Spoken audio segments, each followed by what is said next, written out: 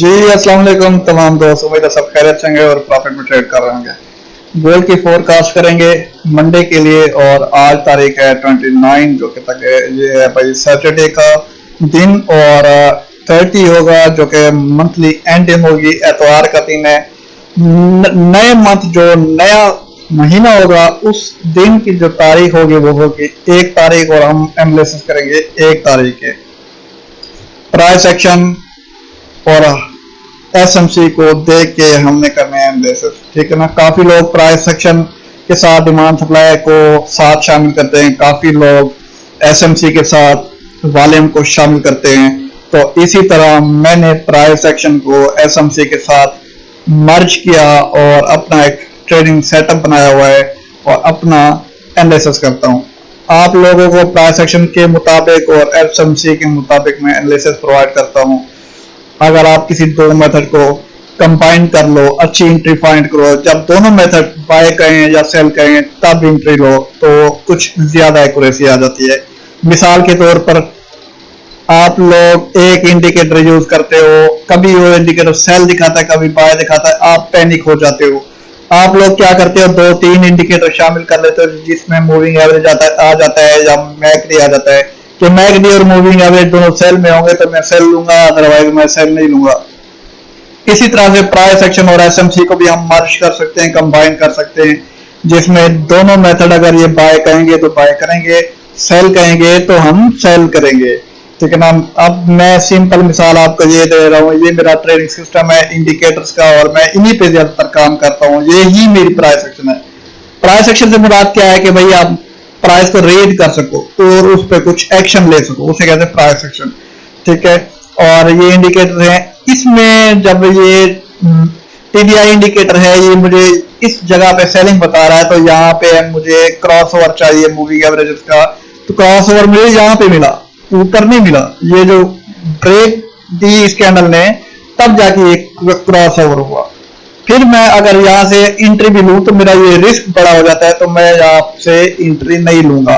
इसी तरह से आप देखो, इस लेवल से देखो, यहाँ पे क्रॉस ओवर है, बाय की निशानी है कि मार्केट बाय जा रही है, तो यहाँ पे टीडीआई इस लेवल से बाय गया तो कैंडल ने यहाँ पे एक अच्छी खासी बड़ी बुलिश कैंडल बनाई तो मैं यहाँ से बाय लूंगा। तो जब दो चीजें मिल रही है तो हम बाय लेंगे, जब नहीं मिल रही तो नहीं लेंगे। इसी तरह एसएमसी प्राइस एक्शन जब कंबाइन दोनों को मर्ज करेंगे, दोनों बाय करेंगी या सेल करेंगी तब हम करेंगे, अदरवाइज हम बिल्कुल नहीं करेंगे, ठीक है।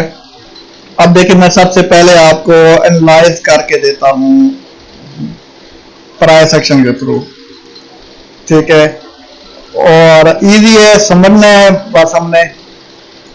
इसको मैं डिलीट कर लेता हूं और ये आप चेक करो, ये आपका एक सपोर्ट लेवल था, ठीक है। इस लेवल को आप सपोर्ट करो और इसको मैं आगे लेके अगर जाऊं तो ये एरिया है।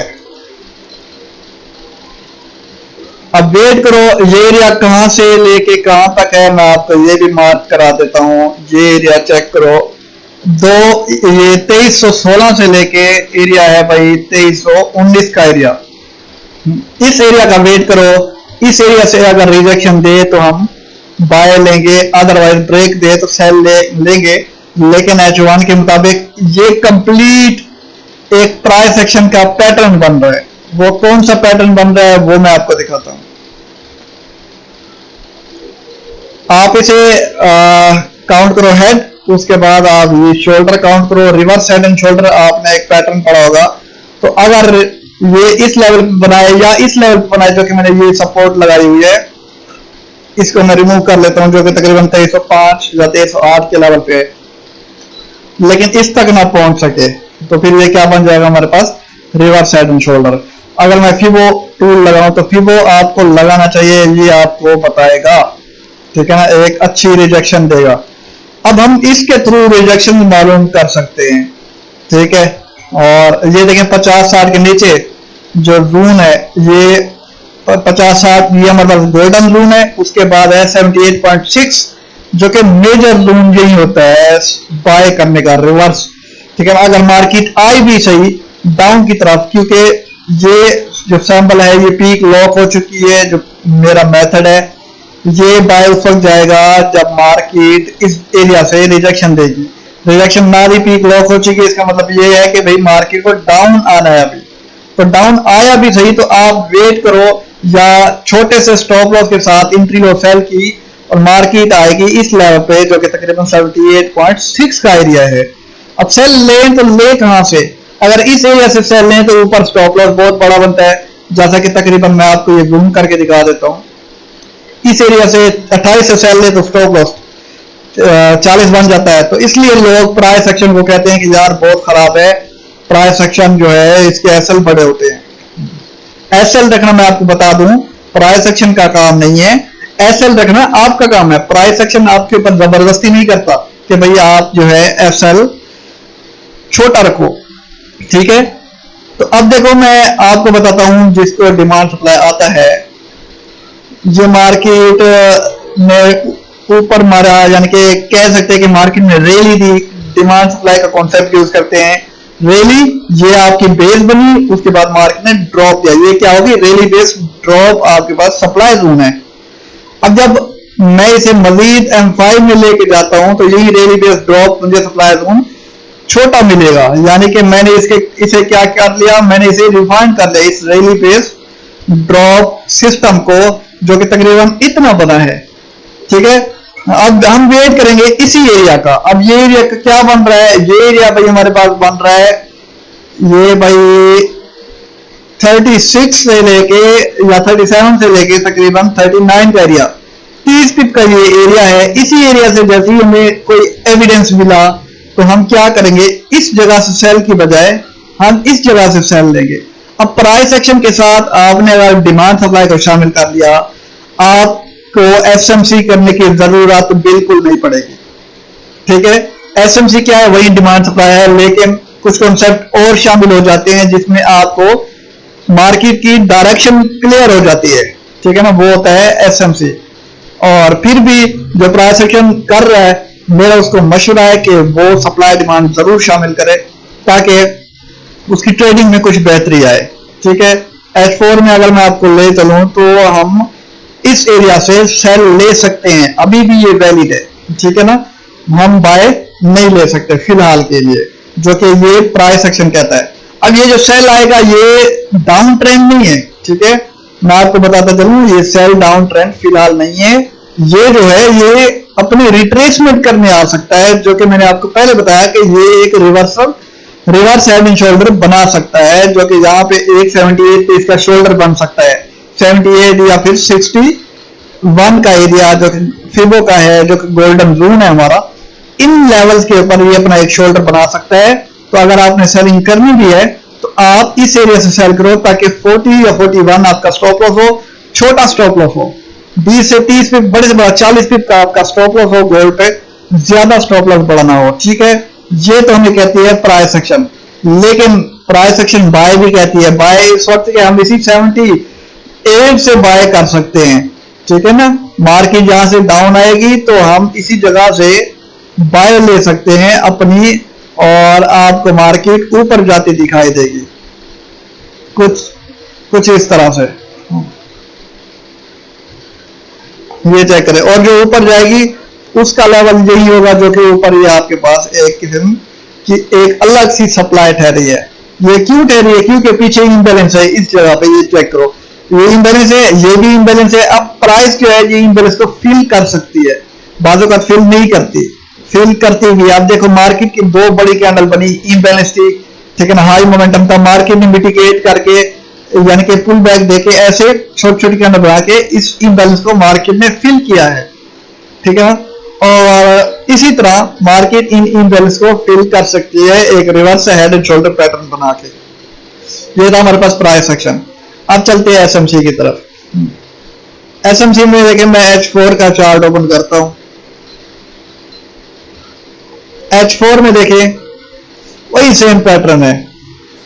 प्रीवियस मंथ हाई पॉइंट ये था, प्रीवियस मंथ लो हमारे पास ये है, उसके बाद प्रीवियस वीक लो ये है, उसके बाद प्रीवियस डे जो कि गुजर चुका है, यानी कि मंडे को प्रीवियस डे लो हम ये काउंट करेंगे, और प्रीवियस डे हाई और प्रीवियस वीक हाई ये दोनों एक ही जगह पे हैं आप, ठीक है। दोनों की कैंडल का जो हाई है वो एक ही जगह पे है। अब इसमें क्या करेंगे, हम प्रीवियस जो एसएमसी वाले होंगे वो, अब देखिए यहाँ पे एफवीजी पॉइंट बहुत सारे बन रहे हैं।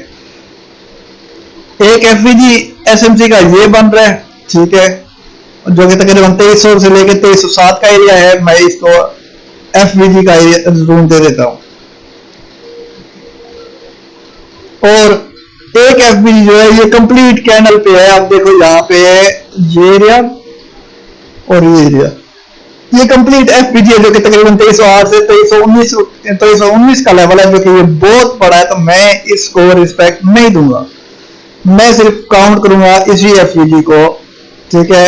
और मार्केट अगर डाउन आती भी है एक अपना रिवर्सल मारने, तो इस एफवीजी से हम बाय ले सकते हैं। ये है एसएमसी के एनालिसिस, ठीक है ना। तो मैं इस एरिया से बाय नहीं ले सकता, क्योंकि मार्केट पीछे अच्छा एक मोमेंटम से बाय दे चुकी है। मजीद बाय चली जाए तो मैं बाय नहीं लूंगा, मैं इस लेवल का वेट करूंगा, फिर सेल देखूंगा या दरमियान से इसके इस लेवल से, ठीक है। तो मैं इस लेवल से बाय तो बिल्कुल नहीं करने वाला। मार्केट डाउन आएगी, एसएमसी वाले वन साइड ट्रेड लेते हैं, तो वो इस एफवीजी का वेट करेंगे और मार्केट को बाय देखेंगे। तो आप टारगेट ये प्रीवियस डे हाई रखना। इसी तरह यही चीज प्राइस एक्शन कह रही है। आप देखिए मार्केट यहां से एंट्री है, आप एसएमसी वाले लें तो इसी जगह से एंट्री ले सकते हैं, जो कि 78 का लेवल है, यही एफवीजी वाला पॉइंट है, ठीक है। तो प्राइस एक्शन डाउन भी बता रहा है, क्योंकि प्राइस एक्शन वाले डाउन रिस्की ट्रेड ले लेते हैं, स्विंग ट्रेडिंग करते हैं। अब एसएमसी वाले इसी एरिया का वेट करेंगे, वो डायरेक्ट बाय लेंगे, सेल ले लेंगे।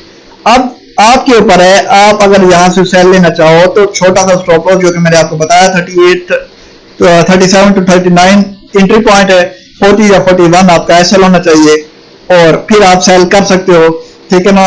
एंट्री अगर बाय की लेनी है तो आप गोल्डन जोन या फिर 78 वाले लेवल से लो, प्राइस एक्शन वाले।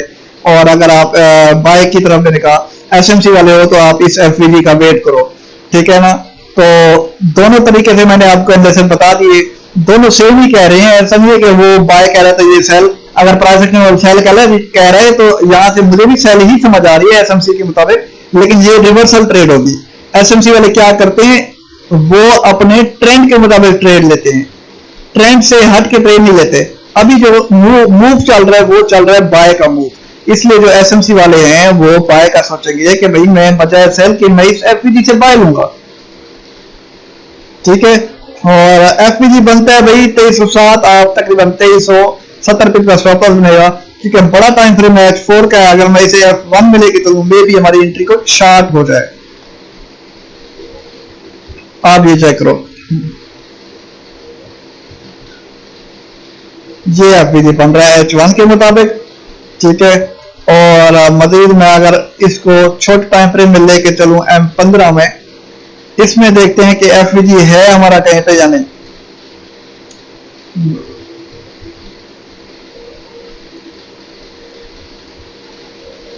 M15 के मुताबिक आप चेक करो कि आपका एफवीजी एक छोटा जोन बन रहा है इस एरिया से, तो कि तकरीबन ये बहुत छोटा बन गया है, 2304 2305 का एरिया बन गया है एफवीजी आपका। अब मैं अगर इसे बड़े टाइम फ्रेम में लेके आऊं, लेकिन इस एफवीजी पहले एक आपका यहाँ पे एक डिमांड का ऑर्डर पड़ा है, एक डिमांड का जोन पड़ा है, सॉरी, ठीक है। डिमांड से ऊपर एफवीजी है, तो मार्केट ज्यादातर एफवीजी से रिटर्न होकर चली जाती है। बड़ा टाइम फ्रेम इस एफवीजी और डिमांड को शामिल करके इतना बड़ा एरिया दे रहा था। अगर डिमांड को साथ शामिल करना चाहो आपकी मर्जी, वरना इस एफवीजी को आप साथ शामिल करना चाहो तो वो भी आपकी मर्जी, ठीक है। अब एफवीजी का एरिया देखो कितना छोटा हमारे पास बन गया है। ये है भाई हमारे पास एफवीजी का ये एरिया, जो कि उस एरिया से इस तक बिल्कुल छोटा बन गया। आप इस जगह से एंट्री लो, तकरीबन 2305 का एरिया है, 2300 आप अपना एसएल रख लो, ठीक है ना। और टीपी जो है वो प्रीवियस डे हाई आपने रखना है अपना, ये बाय की मूव है।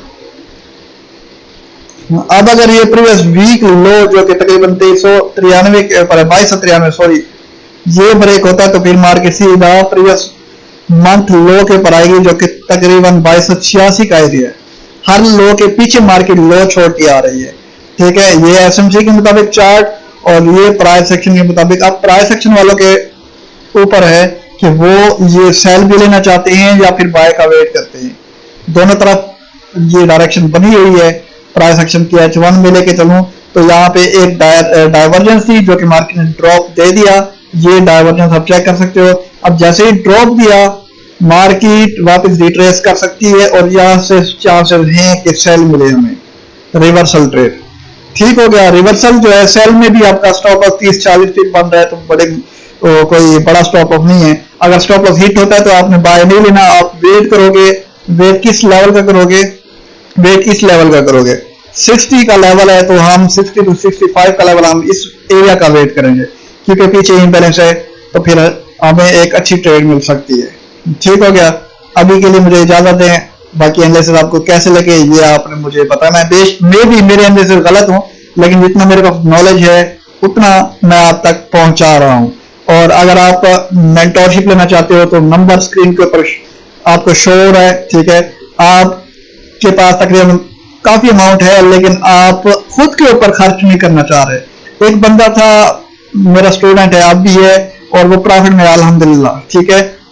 इस्लामाबाद में वो एक जॉब भी करता है और ट्रेडिंग भी करता है अल्हम्दुलिल्लाह। उसकी इतनी ग्रिप बन गई है कि डेली का 50 निकाल के 60 पे हो जाता है। उसने माइंड को इस तरह से बिल्ड किया। उसने एक अपने दोस्त को कहा कि यार सीख लो फिर ट्रेडिंग करना। तो उसने दोस्त ने कहा नहीं यार ये मंजन सेलर है, मैं इनसे क्यों सीखूं। ठीक है। $7,000 उस बंदे की इक्विटी थी एक्सएमएस के ऊपर। मुझे पे करने की बजाय उसने $7,000 इन्वेस्ट करके ट्रेडिंग करना शुरू की सिग्नल्स के ऊपर।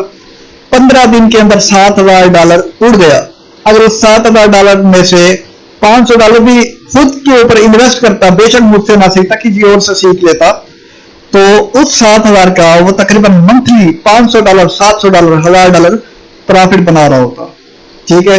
जो कि उसने खुद पे इन्वेस्ट नहीं किया। तो आपको भी मेरी एक रिक्वेस्ट समझो या फिर आप मेरी सलाह समझो, एडवाइस समझो कि अगर आपने कमाना है इस बिजनेस में तो पहले खुद पे इन्वेस्ट करना सीखो।